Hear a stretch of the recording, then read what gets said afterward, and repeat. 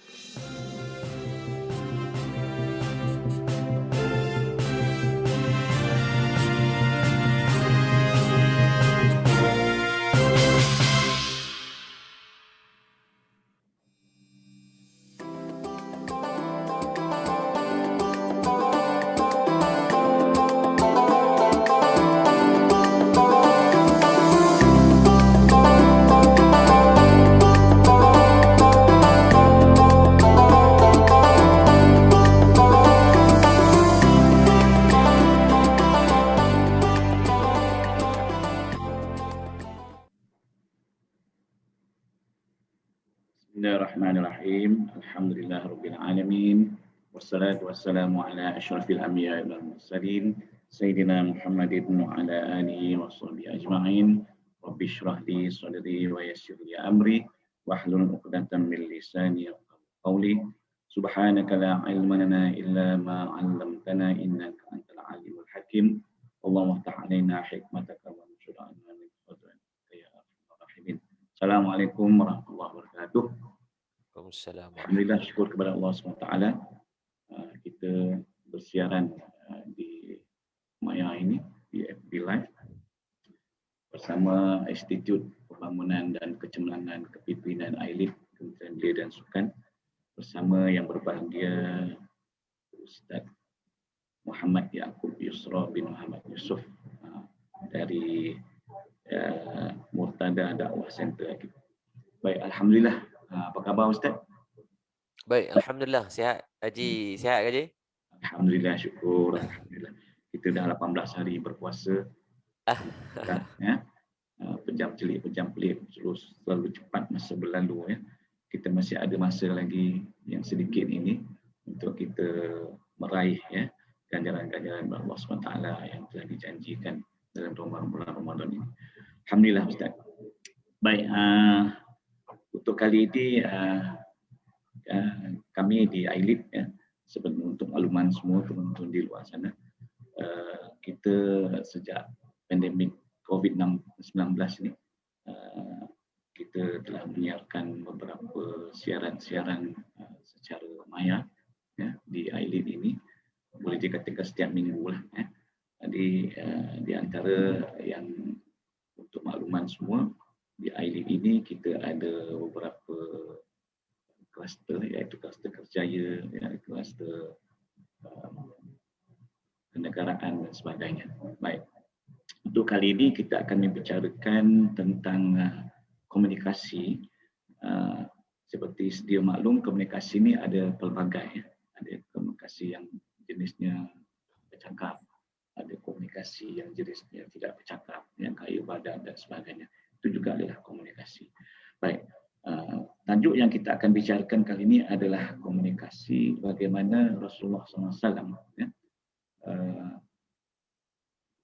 berdakwah, ya, cara yang selain daripada dakwah-dakwah yang diucapkan daripada mulut mulia Rasulullah SAW, ada juga dakwah yang disampaikan oleh Rasulullah SAW secara senyap, iaitu secara tingkah laku. Ada pepatah Arab menyatakan lisanul hal afsahu min lisanil maqal. Begitu Ustaz, ya? Ya. Okey. Apa pandangan Ustaz tentang penjelasan ini? Bagaimanakah Rasulullah SAW boleh menarik, ya, sehingga walaupun dia tidak bercakap dengan tingkah lakunya yang sopan, sehingga masyarakat Arab ketika itu sangat tertarik dengan akhlak baginda Rasulullah SAW. Silakan Ustaz. Baik, bismillahirrahmanirrahim. Assalamualaikum warahmatullahi taala wabarakatuh. Alhamdulillah nahmaduhu wa nasta'inuhu wa nastaghfiruh wa na'udzu billahi min syururi anfusina min sayyiati a'malina may yahdihillahu fala mudhillalah wa may yudlil fala hadiyalah. Asyhadu an la ilaha illallah wa asyhadu anna sayyidana Muhammadan 'abduhu wa rasuluh. Allahumma iftah 'alaina hikmataka wa anshur 'alaina min khazaini rahmatika ya arhamar rahimin. Rabbana zidna 'ilman nafi'a warzuqna fahma. Allahumma yassir wa la tu'assir. Rabbi tamim bi khair, amin amin ya rabbal alamin.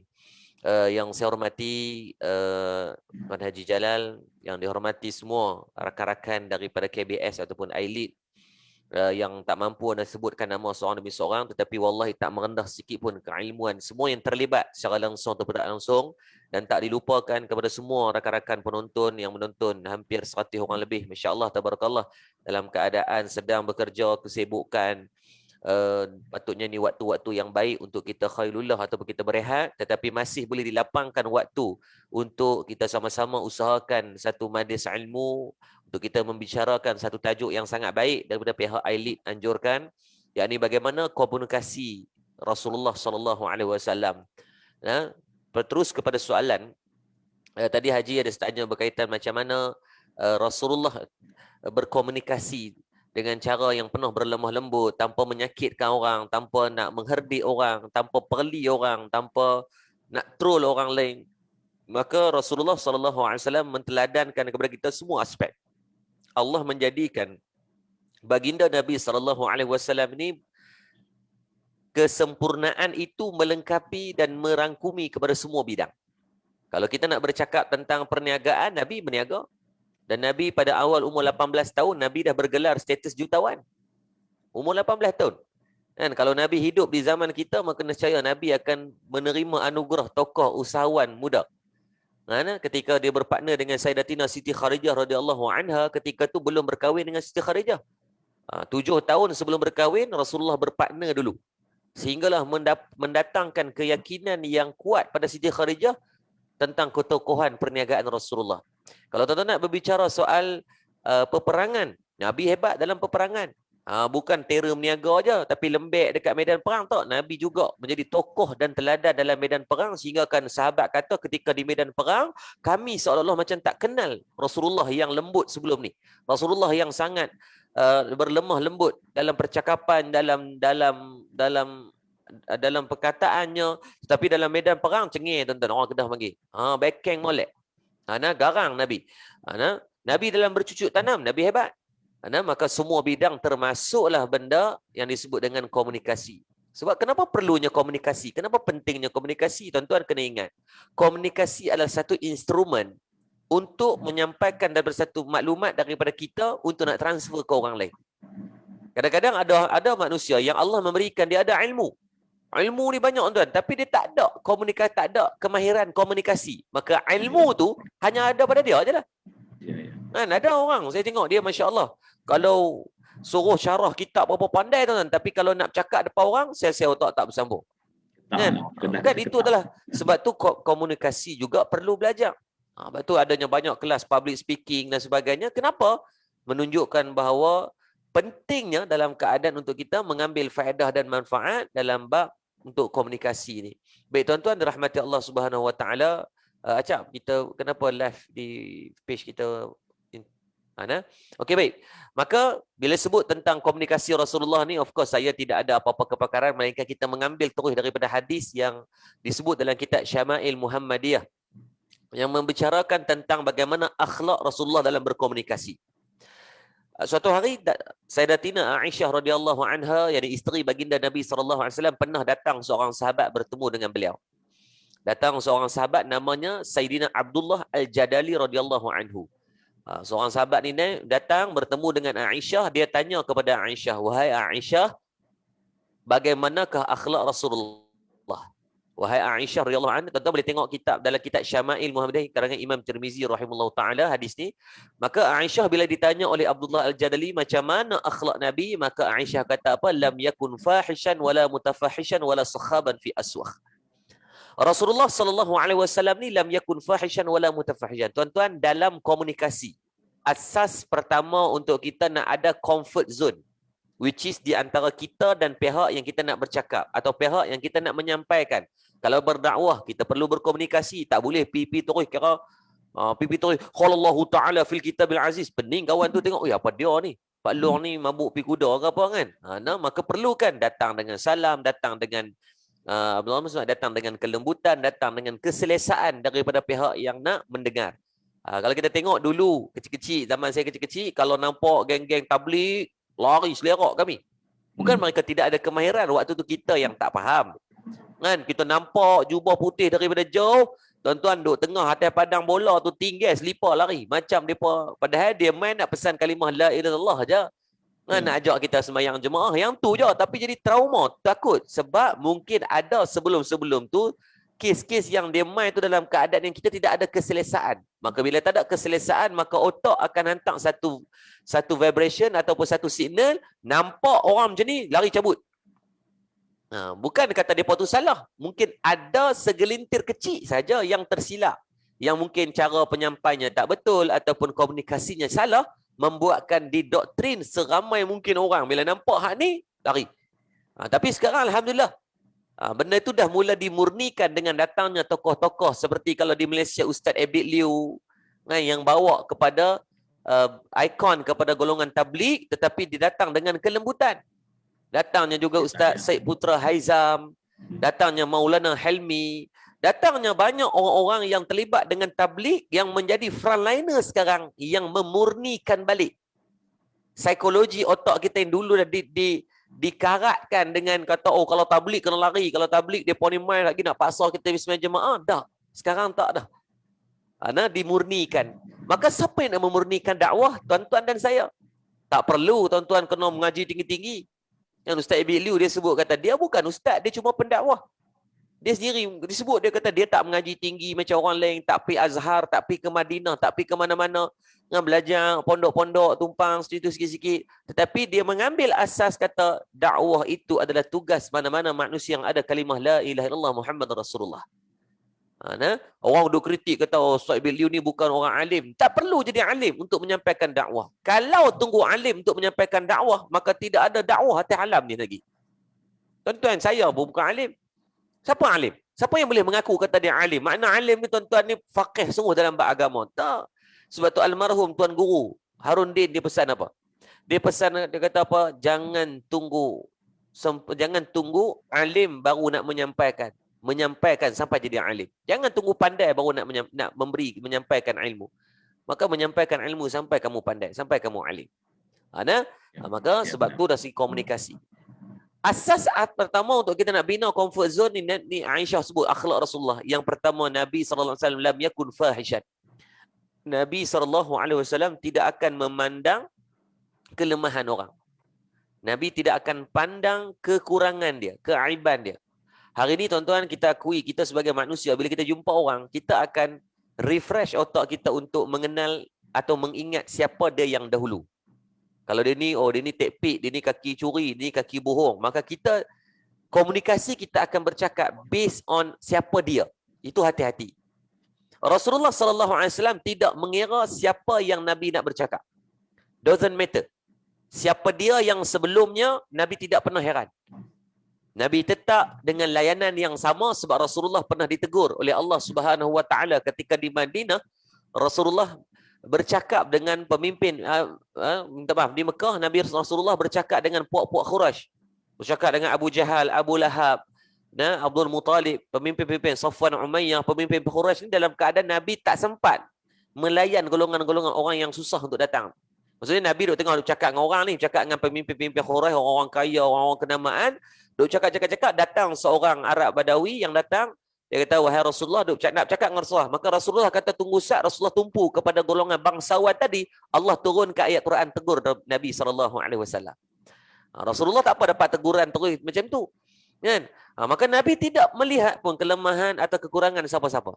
Maka tuan-tuan dan saya pun sama.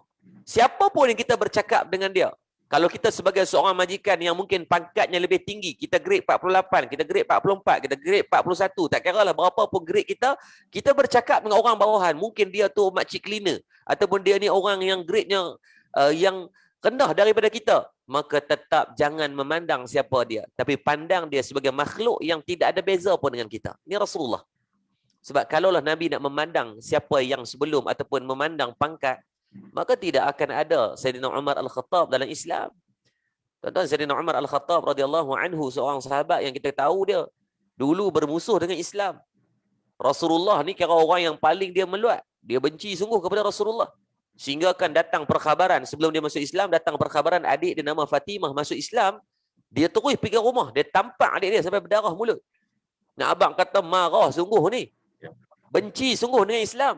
Tetapi dengan izin Allah Subhanahu wa taala diberikan kelembutan pada hati dia dengan didengarkan dengan lantunan ayat Al-Quran sahaja. Kalaulah Nabi nak memandang tentang kelemahan, kesalahan, keaiban orang yang sebelumnya, maka tidak ada Safwan bin Umayyah di dalam Islam. Safwan Umayyah dikenali sebagai seorang sahabat yang dulunya dia berperang hampir semua peperangan dengan Rasulullah. Bukan geng Nabi, bukan sparring dengan Nabi ni, bukan geng Nabi. Tapi dia bermusuh dengan Rasulullah. Perang Badar, Uhud, Khandaq, Khaybar. Mana-mana peperangan yang berlaku sebelum 8 Hijrah, semua Safwan bin Umayyah berperang dengan Rasulullah. Dan dia pernah menjadi panglima perang bersama dengan Sayyidina Khalid Al-Walid, menumpaskan tentera Islam dalam perang Uhud. 70 tentera Islam syahid. Tapi Nabi pandang tak kesalahan dia? Tak. Pada tahun 8 Hijrah, selepas berlakunya perang Hunain, dia bertemu dengan Rasulullah. Maka Rasulullah bagi muka dan memberikan kemaafan kepada dia. Sebab tu ingat, komunikasi syarat yang pertama, memaafkan orang. Jangan pandang kelemahan dia. Jangan menilai dari segi kesalahan dia yang lepas. Cakaplah kita sedang present moment ni dalam keadaan sekarang dan niat dakwah komunikasi itu untuk masa hadapan. Itu yang pertama. Yang kedua, Aisyah kata apa? wala sakhaban fi aswaq. Rasulullah sallallahu alaihi wasallam ni sekali-kali Nabi tidak akan bercakap dengan perkataan yang keji. Nabi takkan mengeluarkan perkataan-perkataan yang meninggikan suara yang boleh menyakitkan hati orang. Kadang-kadang kita nampak mungkin kita nak berkomunikasi dengan kadang-kadang komunikasi dengan anak. Anak kita buat salah, kita jerkah ke kita cakap macam mana? Dalam pasangan hidup kita. Ya, kita sebagai manusia, of course laki bini ni kadang-kadang ada bergaduh. Kan, kita bukan malaikat ada kepak yang tak ada langsung perasaan amarah, tak ada. Kita pernah buat salah, kita mungkin melakukan kesalahan, pasangan kita pun mungkin melakukan kesalahan, dan terkadang tuan-tuan macam mana cara kita berkomunikasi dengan dia saat kita marah. Manusia ni nak tahu hebat tak hebat, tengok dia ketika marah. Manusia nak tahu hebat tak hebat, tengok dia ketika marah. Sebab ketika marah itu akan teruji sebagaimana akhlak dia. Kalau tengah duduk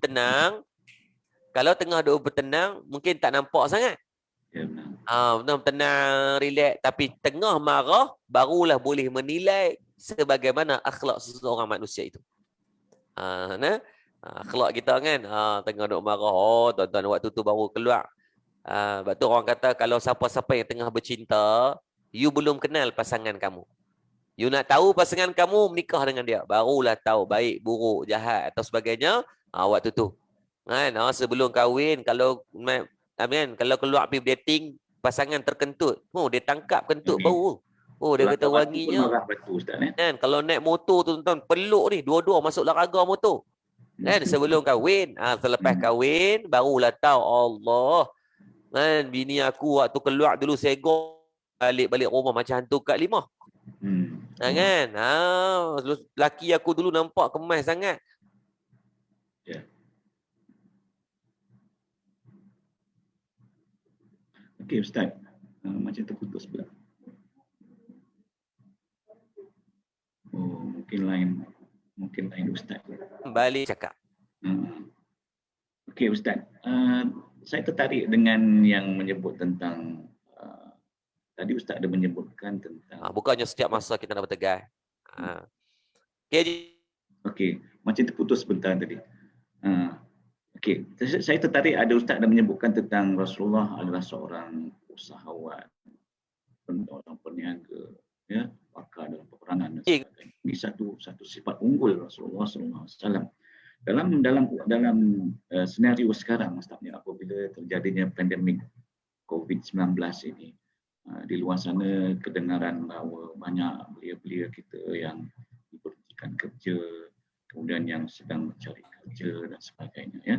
Jadi dalam konteks komunikasi yang dibawa oleh agama, yang dibawa oleh junjungan besar Rasulullah SAW, bagaimanakah cara orang-orang muda ni, contohnya nak melamar pekerjaan dan sebagainya, agar boleh influence, artinya boleh mempengaruhi orang lain, majikan contohnya, supaya dia diterima dan disayangi kalau dia sedang bekerja ataupun akan mencari pekerjaan.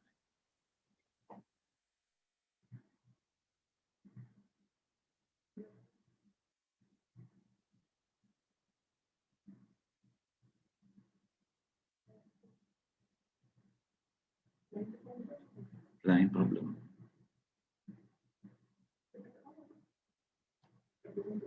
Jadi Ustaz, ya, oleh itu apa pandangan Ustaz lah dalam hal ini, supaya belia-belia ini walaupun di kedengaran di luar sana, saya pernah bertemu dengan seorang 7 bilion kata lekehnya kita sebagai manusia. So apa kita tengok dalam sudut berjaya apabila syarikat mula downsizing, banyak syarikat yang mula tutup, dan banyak kilang dan banyak syarikat, maka satu bentuk cabaran. Tadi bila sebut tentang Rasulullah seorang yang berniaga, Rasulullah dalam peperangan, maka tuan-tuan satu benda yang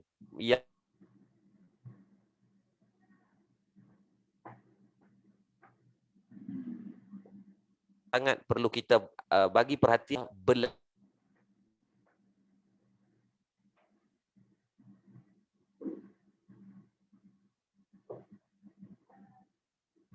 dengan keadaan sekarang, saya dan sebagainya, 3 word dia, belajar untuk belajar. Belajar untuk ready, learn to learn. Kan? Pertama belajar, kenal dulu. Kata kita tak mampu dalam bidang ni, cari orang yang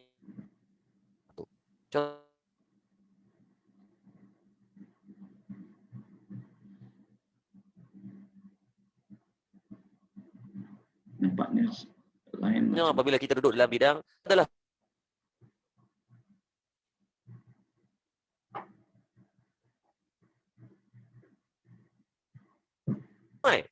kan, ada puluhan reject. Apa yang nak melebihkan kita adalah nilai tambah dari sudut ilmu. Maka nilai tambah ini perlu dicari. Saya nak belajar saham.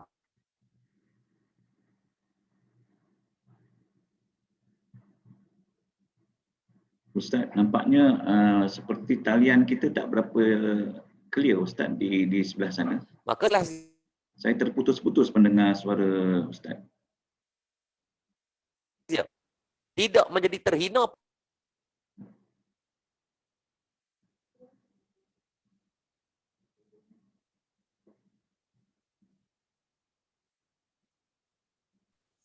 Maka untuk belajar. Saya sendiri pun alhamdulillah setiap hari permohonan untuk nak mohon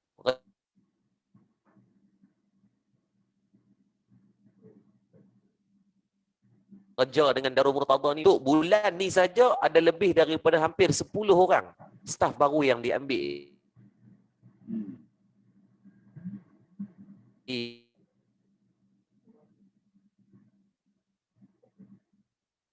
Mungkin untuk memberikan peluang tersebut. Lepas tu anak muda kena belajar macam mana kamu nak berkomunikasi dengan pihak bakal majikan kamu. Saya tengok sekarang, Haji, ya, kalau kita tengok sekarang, kita perasan bagaimana anak-anak muda sekarang hilang daya kompetitif untuk berkomunikasi. Bayangkan Haji nak minta kerja, balas kat WhatsApp, hantu raya sungguh. Kan? Nak minta kerja, kan? Cara penulisan email pun nampak tak profesional. Bagi salam macam nak bagi salam kat awek dia. Kan? Salam, dia tulis salam. Kan? Sedangkan kalau kita dalam Word sebagai kita pekerja yang profesional, kita memandang sastra itu benda yang penting. Assalamualaikum dengan salam tu benda yang berbeza. Kan? Tapi anak muda kita relax, boh salam. Tanya pula, sihat ke tak? Ui, main buah kedah pula. Boy. Tidak salah untuk orang yang kita kenal. Itu komunikasi. Yes. Kan? Saya bincang dengan Haji, WhatsApp. Assalamualaikum Haji, sihat ke tak? Okey. Tetapi kalau orang yang tidak saya kenal, menjadi satu benda yang tidak beradab, apatah lagi apabila kita berhajat sesuatu. Maka anak muda kena belajar benda ni. Betul. Kan? Komunikasi tu. Kan? Waktu mana nak hantar email? Ni hantar email pukul 12 tengah malam. Orang tahu, oh, kalau saya sebagai majikan, saya tahu, oh, budak ni confirm jenis berjaga malam. Kalau kerja dengan aku, tak kualiti dia ni. Pukul 12 malam, duk berjaga lagi. So what you expect kalau dia masuk kerja? So the same attitude. Kan? Pukul 2 pagi, hantar message. So it's not a professional. Walaupun kita nampak simple, tetapi benda itulah yang nak melebihkan kita. Kan? Benda tu nak melebihkan kita. Hantar email bagi proper, kan, gambar, bagi gambar yang ada kualiti. Ini gambar selfie, mangkuk ayun sungguh. Kan? Hantar dalam resume tu gambar selfie. Gambar dengan, ya Allah, apa salahnya you tidak ada kepakaran, pergi cari orang. Minta kawan-kawan kita boleh tak hang tolong edit siap gambar aku. Bagi nampak elok sikit, berjenis sikit, nampak kemas lah sikit. Kan? Saya tengok kadang-kadang resume, ya Allah, gambar dia rasa macam nak starlight day kadang-kadang. Kan? Kadang-kadang kita nampak itu benda yang tak penting, pada saya benda yang penting. Komunikasi bukan hanya dengan bercakap, komunikasi termasuk pada gambaran resume kamu. Ya, benar. Resume tu bercakap by itself. Resume kita tu. Kan? Tengok Allah ada typo. Kan? Typo tu nampak apa? Jenis lolak. Orang yang typo ni, kalau typo dengan cara tak sengaja yang tak ada preparation, okey, tapi resume takkan tak ada preparation kamu nak buat. It's about yourself. Saya tak ada masa, Haji Jalal tak ada masa. Kan? Untuk pihak HR tak ada masa untuk kita nak kena kaji kamu ni, oh ni kena faham mak menakan dia sakit. Kan? Kamera hilang Cak. Mak menakan dia sakit, jadi dia tulis tu dalam keadaan kalu. Syami tak ada masa nak tahu semua tu. Pihak majikan tidak ada masa. Maka anak muda wajib kena belajar. Komunikasi is not just about what you talk, it's about what you write. Apa yang kamu tulis. Kalau saya sebagai majikan, saya akan cek Facebook dia ni jenis apa. Kan kalau hari-hari membawang kat orang, hari-hari kutuk orang, hari-hari duk kecam orang, saya takkan ambil. Sebab apa? Itu adalah akhlak dia. Dengan apa yang bukan sekadar dia bercakap, dengan dia bertulis itu menunjukkan siapa kamu yang sebenar. Hari ini senang ya Haji. Kalau nak kenal seseorang itu, tengok media sosial dia. Kalau media sosial dia jadi orang yang menulis benda apa, bercakap benda apa, itulah dia. Itulah manusia dia. Walaupun dia tak banyak cakap, tapi tengok, oh, dia kata ke orang, jangan bimbang. Suatu hari dia akan kata kat kita pula. Itulah komunikasi non-verbal. Itu komunikasi, waktu kata komunikasi is very big picture. Jangan limitkan dia hanya semata-mata, oh, kami tak pandai bercakap. Tak. Ada ramai je orang yang tidak pandai bercakap, tetapi mereka boleh berkomunikasi dengan baik.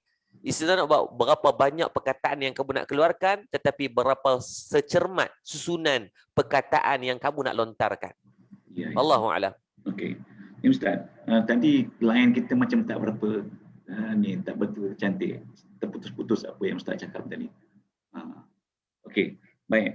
Maknanya dalam sesuatu yang kita bicarakan ni, kegagalan belia kita sekarang ini adalah bukan kerana baiknya akademiknya, bagusnya universiti yang dia masuk, tapi kerana kegagalan mereka dalam berkomunikasi berkesan dengan baik. Betul-betul Ustaz ya. Jadi maknanya jika nak buat resume pun salah, ambil caranya pun tak betul, akhirnya tak betul lah caranya. Seperti Ustaz cakap tadi kan, bila Rasulullah SAW ditegur oleh Allah Ta'ala apabila caranya itu tak kena. Jadi itu dapat direct. Macam kita ni, maknanya kawan-kawan kita, orang-orang yang di atas kita yang boleh menegur kita supaya bagaimana kita boleh berkomunikasi dengan baik, yang modelnya tidak bercakap. Sebab betul yang Ustaz cakap tadi. Kalau dalam dia punya FB, dalam dia punya media sosialnya sering menyebut-nyebut perkara yang tidak baik, maknanya itulah gambaran kepada remaja itu atau belia itu, dia adalah orang yang seperti itu. Baik Ustaz. Seterusnya mengenai apa saranan Ustaz lah kepada belia-belia ni supaya boleh mencontohi akhlak Rasulullah yang tidak banyak bercakap, dia tidak terlalu cuba akhlak yang baik, sopan santun yang baik, akhirnya menarik orang lain supaya akhirnya Rasulullah SAW diterima oleh semua masyarakat Jaliyah ketika itu. Apatah lagi apabila Rasulullah bercakap, lagilah dia diterima. Apa pandangan Ustaz? Okey, baik, terima kasih Haji. Masya Allah, soalan yang sangat baik untuk kita sama-sama bincang, untuk nasihat untuk diri saya jugalah. Kalau Allahumma salli ala Muhammad, benda yang kalau apa benda yang boleh diambil contoh dari Rasulullah ni terlalu banyak. Cuma kerana khusus kepada anak-anak muda yang sedang menonton ataupun semua yang hadirin muslimin muslimat yang sedang menyaksikan live kita pada hari ini. Kalau tanya saya what part is the best untuk kita ambil teladan pada Rasulullah, of course is the thing yang boleh kita ambil manfaat adalah kurangkan buat palatau. Senang kurangkan untuk kita boleh bercakap dalam semua bidang. Hari ini kalau kita tengok jadi trend dalam kalangan masyarakat, orang sangat tendensi untuk bercakap semua benda. Semua benda nak bercakap. Kalau kita tengok isu yang berlaku, minta maaf, ni satu benda yang sedang menjadi trending. Bila isu kes saman daripada pihak berkuasa kepada pihak orang yang berniaga burger, bagi 50,000. Itu adalah bentuk compound. Apa makna compound? Saman ni maksud benda yang masih boleh dibuat rayuan. Banyak peringkat lagi, pergi ke mahkamah, tunjukkan justifikasi, kata kamu ni orang yang insaf, kamu menyesal, and then bukannya 50,000, saya yakin 50,000 tu silap, 1,000, 2,000 je dia akan bayar. Tetapi netizen mula buat kerja yang bukan bidang dia. Oh, duk kecam, perang, lalai, keluar balik cerita daripada sudut yang lain. Oh, kawan ni dah pernah kena saman dah, kan? Dan dia bukanlah susah sangat, dia ada dia punya dia langgak bukan sekali, dah banyak kali dah, kan? Nasihat dah diberi, saman pernah dikeluarkan, masih buat panggil ketegak juga, maka barulah. Tuan-tuan bayangkan kalau kita yang mengomen awal-awal tadi, yang kecam gila-gila, tuan-tuan, kita nak minta maaf kat siapa? Sebab tu dalam konteks hari ni, macam hari tu kes apabila Nilofer dan Puris, kan? Allah, dia pun tanya, awak pihak kuasa lambat sangat buat kata zatan. Bukan soal lambat atau cepat. Soal dia, tuan-tuan, memberikan keadilan pada orang yang betul. Dia salah tetap salah, tetapi pihak berkuasa tetap kena buat siasatan, apatah lagi kes yang melibatkan high profile. You make a wrong decision, kalau kita buat satu keputusan yang salah, maka kita akan menzalimi banyak pihak dan jadi backdated kepada pihak berkuasa. Sebab tu semua ada justifikasi penugasan. Bukan senang, saya yakin bukan senang pihak berkuasa nak pergi saman orang. Mereka pun ada hati perut. Tetapi kalau berterusan buat macam tu, kenalah saman. Itu pun saman, bukan dia dapat duit. Tuan-tuan ingat, polis yang pergi saman tu, KKM yang pergi saman tu, dia dapat duit. Share, dia tak dapat apa-apa. Apatah lagi nak pergi saman sebangsa, seagama macam tu, tapi lebih kepada pengajaran kepada orang lain agar mengambil iktibar. Ambil iktibar. Sebab kita tengok kes sekarang jadi wave yang keempat ni, maintain pula 3,000 balik. Hari tu dah turun dah 1,000 lebih. Dulu pernah turun sehingga 2 angka saja. Sehari 10 kes, 20 kes, 60 kes. Naik balik lepas daripada pilihan raya, negeri hari tu naik. Yang Sabah naik 2,000, 3,000, 4,000. Kemudian turun balik. Hari ni naik balik. Sebab apa jenis ketegak ni? Sebab tu kalau tanya saya, satu je benda Rasulullah teladankan kita. Tak perlu kita bercakap dalam semua benda. Ramai orang tanya, kalau tuan-tuan buka dalam messenger saya, ramai orang mesej, orang tanya, Ustaz, komen sikit tentang isu burger kena sama 50,000, komen tentang Nelofor. Saya kata, saya mana, itu bukan bidang saya untuk saya nak bercakap. Kalau saya cakap betul, mungkin kebetulan. Kalau salah, dia kira fitnah. Saya dosa hak lama tu pun belum tentu selesai. Nak pergi tambah dosa baru, tak kelapak aku. Kan? Tak mau nak buat benda-benda macam tu. Maka sama Rasulullah ajarkan kita. Dan tak perlu kita bercakap, sebab orang yang banyak bercakap banyak ini, orang yang banyak bercakap maka dia akan banyak buat salah. Bukan maksudnya gua tu tak payah cakap apa-apa. Tak, maksudnya bercakap atas limitasi ataupun pengetahuan kamu. Jangan duk buat palatau sangat. Rasulullah, saya ingat kalau Haji buka dalam kitab sirah, bagaimana ketika Nabi nak bercucuk tanam, Nabi berjumpa dengan sahabat namanya Abu Hurairah radhiyallahu anhu yang pakar dia dalam bidang pertanian. Ketika Nabi dalam bab memanah, Nabi berjumpa dengan Sa'ad bin Abi Waqqas.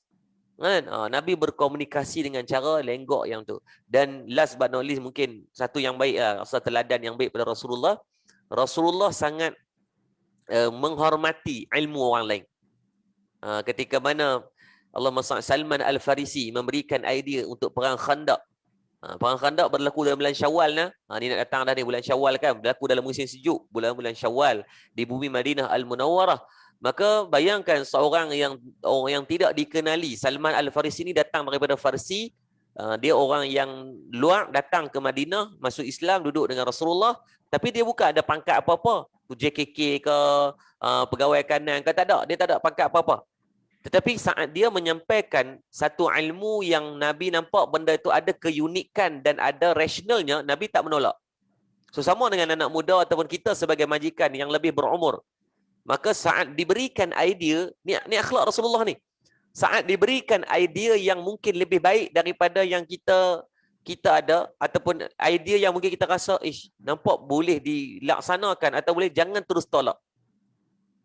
Sebab kita we have to agree walaupun kadang-kadang we disagree. Kadang-kadang kita kena bersetuju dalam keadaan kita tak setuju, sebab kadang-kadang mereka punya ni lebih baik. Mungkin based on background, pengalaman dia ataupun pembelajaran dia. Maka kita kena meraihkan, bahasa mudah meraihkan dari segi knowledge yang Allah bagi kepada kepelbagaian manusia. Tuan-tuan bayangkan ada 7 bilion otak di dalam dunia ni. Semua ada masing-masing punya kepala. Semua ada masing-masing punya pengalaman. Semua ada masing-masing punya pengetahuan. Maka nak mudah untuk berkomunikasi, khusus pada saya dan semua anak muda dan semua yang menonton, maka belajar menghormati pendapat ataupun kemanfaat ataupun kelebihan yang ada pada orang lain. Wallahu a'lam. Ya, betul. Ya Ustaz, kalau kita melihat ke dalam surah Luqman, di situ juga kita boleh kongsikan, kita boleh melihat bahawa bagaimana pesanan Luqman kepada anaknya. Di antaranya tentang wala tamshi fil ardi maraha, jangan kamu berjalan di atas muka bumi dalam keadaan sombong. Wala tusair khaddaka linnas, jangan kamu cakap tinggi pada manusia. Itu juga komunikasi, bukan Ustaz? Jadi remaja-remaja belia di luar sana, bila dah lah nak mencari pekerjaan dalam melamar pun mengucapkan kata-kata yang tak berapa sedap didengar dan sebagainya, akhirnya ke mana-mana pergi pun susah nak dapat. Itu satu isu yang mungkin dihadapi di luar sana, wallahu alam. Satu yang menarik untuk saya kongsikan, Ustaz. Waktu saya pergi ke sebuah universiti, saya tak nak sebut universiti mana lah. Apabila saya berbincang dengan bahagian kerjaya di universiti tersebut, bila saya terkejut juga bila menyatakan bahawa rupanya yang mendapat first class apa pun ramai juga yang tidak mendapat pekerjaan. Rupanya setelah dibuat penyelidikan dan sebagainya adalah kerana komunikasi yang tak berapa baik. Akhirnya mereka tidak mendapat tempat. Itu isu dia. Ya, mungkin akhlaknya, mungkin cara pergaulannya, mungkin dalam FB-nya, kan. Jadi sebab sekarang ni bila teknologi dah hebat sekarang ni. Jadi dalam FB selalunya saya pernah bersembang juga dengan orang-orang kerjaya. Rupanya kilang-kilang ni dia akan tengok kita punya media sosial, latar belakang dia, apa kecenderungan dia, apa yang dia selalu postkan. Akhirnya dia dapat mengenal bahawa walaupun tanpa bercakap macam Ustaz cakap tadi kan, dia dah tahu dah akhlak budak ni macam mana. Apa komen Ustaz lagi untuk nambah? Okey, baik. Allahumma salli ala sayyidina Muhammad. Betul kata Allahumma salli ala Muhammad, ni dakwah dan komunikasi perlu seiring dengan teknologi. Saya ulang, dakwah dan komunikasi perlu seiring dengan teknologi. Sebab teknologi yang ada sekarang bukan untuk dihapus, tetapi perlu untuk diurus. Either you take it or leave it, is bukan perbincangan. Ada orang dia kata, oh teknologi ni semua benda yang melarakan. Ya, melarakan kalau kamu guna untuk benda yang lara. Al-Imam Syafi'i rahimahullah ta'ala menyebut dalam kitab dia, yang dikatakan teknologi ataupun benda-benda yang baru ni, dia macam dengan pisau. Pisau saat digunakan untuk potong bawang, kita potong daging atau benda-benda keharusan dalam kehidupan, maka dapat pahala pada penggunaan pisau tersebut. Tetapi pisau yang sama digunakan pergi cucuk orang, rojoh orang, tikam orang, zalim orang, ugut orang. Maka pisau yang sama, maka ketika itu hukumnya berubah menjadi haram. Maka sama, dalam komunikasi, dalam teknologi, konteks kita hari ini, Facebook, Instagram, Twitter, saat digunakan untuk menyampaikan benda-benda baik, menilai murni kepada orang, maka dikira sebagai pahala. Dan yang dikatakan nilai murni ini tidak wajib kepada hanya semata-mata ilmu agama. Allah izinkan mungkin daripada tim KBS ada orang yang power dalam bidang jasmani, dalam bidang latihan-latihan yang buatkan fizikal. Maka tidak menjadi satu kesalahan untuk dia berkongsi kepada orang 5 tips bagaimana untuk bangun pagi dalam keadaan yang sihat. Bagaimana tips untuk bersenam, memulakan warm up. Bagaimana, itu semua adalah ilmu. Kan? Mana-mana ilmu yang boleh bagi nilai kepada manusia, maka dikira pahala. Mana-mana ilmu yang bagi nilai kebaikan pada manusia. Kita tengok baru ni, Khairul Amin, dia share tentang ilmu makanan. Ilmu masak je. Kan? Masak. Tapi bagi tak nilai kepada orang, bagi nilai. Maka dapat pahala kepada dia.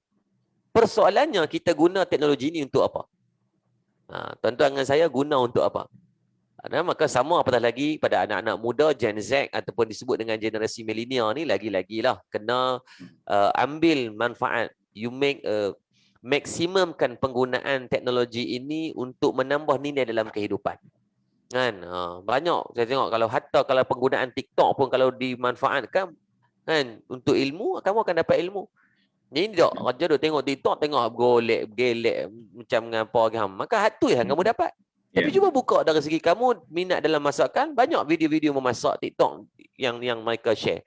Kamu minat dalam bidang komunikasi. Banyak saya tengok Dr. Rizal dan sebagainya, mereka selalu duk share tentang cara komunikasi. So you have go for specific for what you want.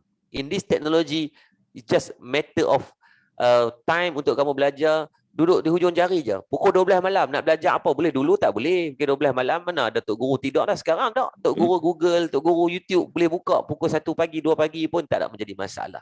So there is no more reason. Dan kalau tanya saya apa mungkin nasihat lah. Kita ada lebih kurang lagi 10 minit lebih kurang. Kalau tanya saya apa yang boleh dibuat adalah kita mengambil teladan Rasulullah berkaitan ketika Nabi SAW, ketika Nabi nak berdakwah, Nabi mengenal dulu siapa mad'u. Mad'u ni siapa prospek yang nak menerima dakwah. ketika Nabi SAW, Nabi dikabarkan ada seorang penggusti namanya Rukhanah. Rukhanah ni kira dalam dulu ni dalam geng-geng puak-puak musyrikin ni, kira dia ni tak unbeatable lah. Kira macam Khabib bersih buka Islam. Rekod dia ni clean sheet, tak pernah kalah langsung. Kira 29-0 kan, Khabib 29-0 kan. Ni Rukhanah dulu pun tak pernah kalah dalam bergusti. Gusti dulu ni dalam konteks mereka merebahkan badan. Maksudnya buatlah kok mana pun, bagi jatuh badan apa semua, kunci, maka kira menang. Maka Allahumma salli ala Sayyidina Muhammad, dalam keadaan Rukhanah ini dikenali sebagai, kira orang semua tahu, dia ni debe. Dia ni kalau gusti dengan dia, tak ada orang boleh menang. Maka Rasulullah nak berdakwah mengikut dengan cara apa yang mereka selesa. Nabi pergi cabar Rukhanah, jom kita bergusti. Rukhanah kata, Amri, Mamat ni dia tak tahu kau rekod aku ni. Rekod ni tak pernah kalah ni. Rekod dia ni kira macam Floyd Mayweather ni. Dalam tinju tu tak pernah kalah langsung ni. Takkan Mamat ni tak boleh, tak tahu kot. Maka Rasulullah kata, tak ni saja macam friendly je, janganlah serius sangat. Cuma Rasulullah kata, kalau aku menang, hang kena dengar, bagi ruang untuk aku berdakwah. Rukhanah bila dengar, dia kata, aku tak pernah kalah, so tak ada masalah. Dia memperkecilkan apa yang Rasulullah cuba buat. Rasulullah tak pergi dekat ahli-ahli gusti, untuk berdakwah, tak. Nabi cari comfort zone tu dulu. Nabi cari itu dulu. Kan? Bila Nabi bergusti, kali pertama dia kalah, dia tak puas hati, dia kata, menang nasib kot. Buat lagi sekali, kalah juga. 3 kali Rukhanah kalah, sehinggalah dia rasa malu dan dia mendengar dakwah Rasulullah SAW. Sama dengan anak muda hari ini, kan? Kalau kita sebagai orang yang lebih berumur dengan dia, cuba menjiwai apa keperluan, apa kehendak dia. Janganlah sampai menghilangkan akhlak kita pula. Kan? Nak pergi dakwah mak rempit, dia pun pergi berempit sampai angkat motor tayar lebih daripada budak-budak pula. Kan? Nak pergi dakwah kepada maknya, dia pun menjadi maknya. Hak tu mangkuk ayun sangat. Kan? Maksudnya menjiwai, kita faham bahasa dia, percakapan dia. Kan? Apa salahnya kalau kita pergi dekat geng-geng mak rempit, tak payahlah pergi Assalamualaikum Ustaz, tak payah Ustaz. Kan? Mungkin tu guna bahasa biasa. Assalamualaikum ni saya saja main. Sembang macam biasa. Gua lu, salah tak gua lu? Tak salah. Kan? Tapi janganlah dalam masjid duk main buah gua lu, nampak biadab pula. Maka comfort zone itu masa Rasulullah ajarkan kita, Nabi pergi bergusti dengan orang yang bergusti. Faham tak? Maksudnya Nabi cari comfort zone keselesaan agar tidak ada gap between kita nak menyampaikan dan orang yang nak mendengar. Kadang-kadang kita ni syok sendiri.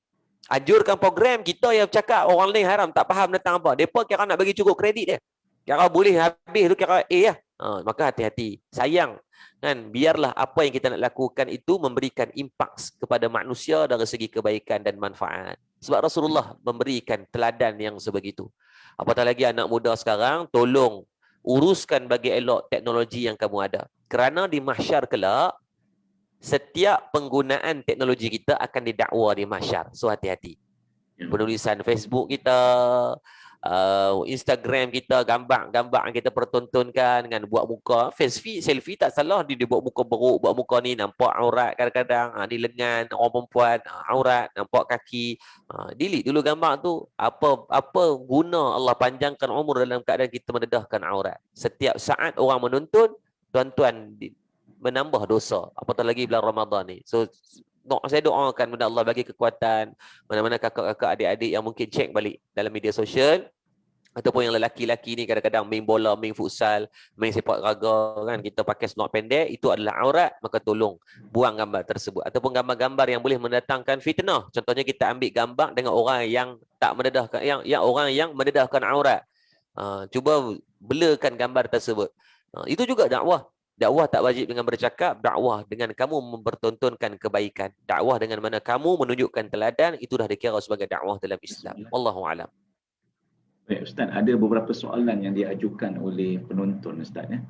Di antaranya daripada Kuala Besut, Terengganu, daripada Kak Nur Azizah Wan Aziz. Dia bertanya, Ustaz, macam mana cara nak berdakwah dan mengajak seseorang itu berakhlak mulia dengan orang tua? Contoh, anak remaja yang suka melawan orang tua. Macam mana Ustaz? Anak muda yang mana je?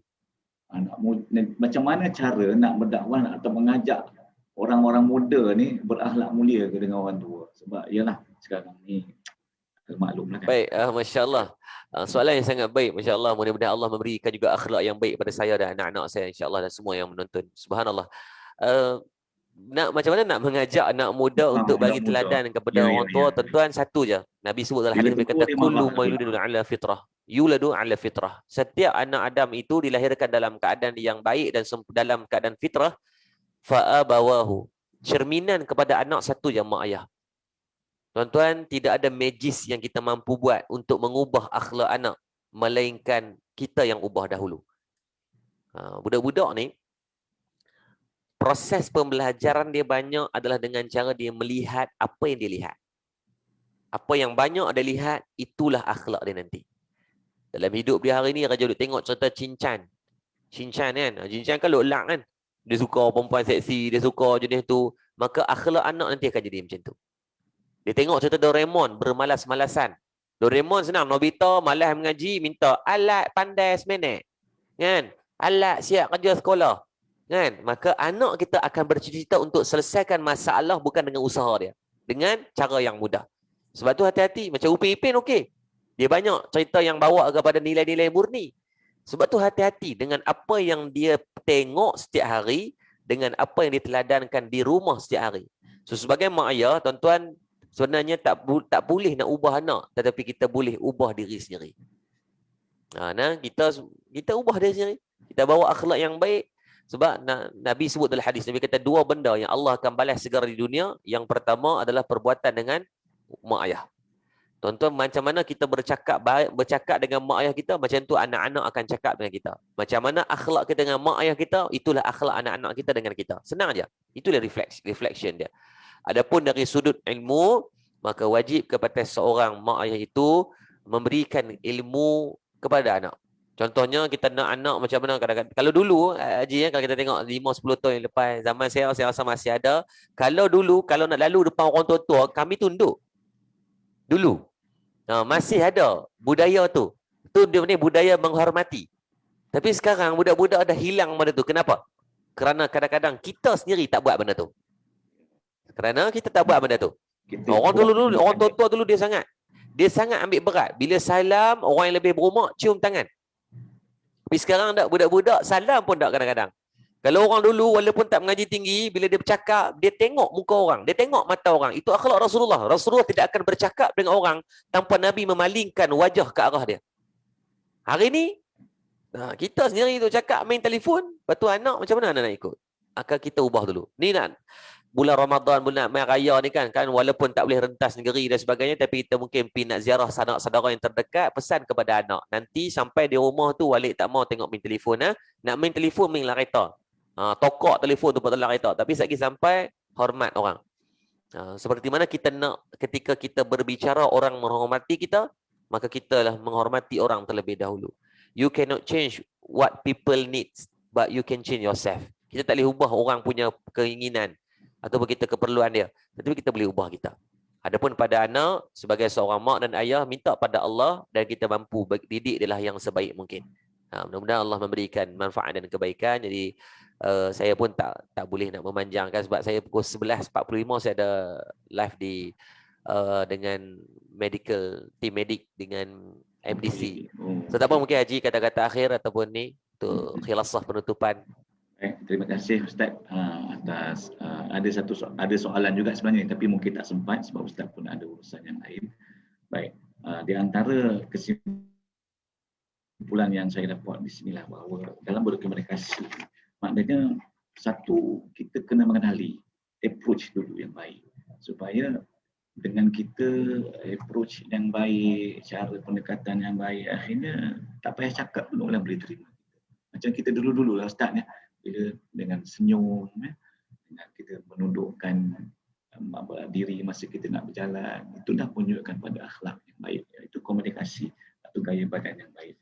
Jadi alhamdulillah kepada penonton di luar sana, jangan lupa untuk share dan like. Kemudian tolong isi borang penilaian sebab kita perlukan kepada penilaian tertentu untuk kita menambah baik, iaitu Jadi saya bagi pihak iLead KBS mengucapkan ribuan terima kasih kepada Ustaz ya kerana sudi berkongsi dengan kami secara maya ini. Semoga apa yang kita bincangkan ini memberi manfaat insya-Allah, dan semoga baki Ramadan yang ada ini kita raih dengan sebaik-baiknya agar kita mendapat ridha Allah SWT dan dibebaskan daripada api neraka. Jadi kesian dari saya. Semoga apa yang kita bincangkan ini bermanfaat insya-Allah. Wabillahi taufiq hidayah. Assalamualaikum warahmatullahi wabarakatuh. Assalamualaikum warahmatullahi taala wabarakatuh.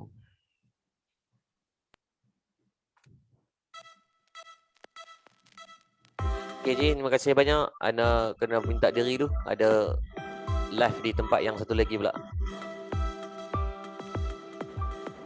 Okay, terima kasih. Terima kasih Ustaz.